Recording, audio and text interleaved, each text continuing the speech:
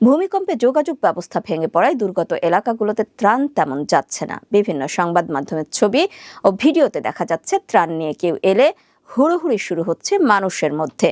উদ্ধার কার্যক্রমও তেমন জোরালো নয়। পাশাপাশি বিদ্যুৎ ও মোবাইল নেটওয়ার্ক বিচ্ছিন্ন হয়ে পড়ায় এসব এলাকা থেকে তেমন কোনো খবরও পাওয়া যাচ্ছে না।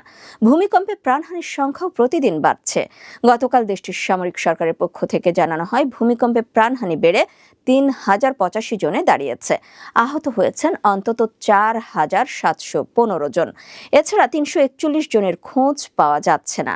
ভয়াবহ এই দুর্যোগে মিয়ানমারের পাশে দাঁড়িয়েছে বাংলাদেশ সহ অনেক দেশ। ত্রাণ সামগ্রীর পাশাপাশি দেশগুলো মিয়ানমারে উদ্ধার কর্মীদের পাঠিয়েছে। জান্তা সরকারের মুখপাত্র জাও মিনতুন জানান, ত্রাণ সরবরাহ ও উদ্ধার কাজের জন্য ১৭ দেশ থেকে উদ্ধার কর্মীরা এসেছেন। এসব দেশ থেকে খাবার, পানি ও ঔষধের মতো প্রায় ১,০০০ টন ত্রাণ সামগ্রী এসেছে। তবে উদ্ধার কার্যক্রম ও ত্রাণ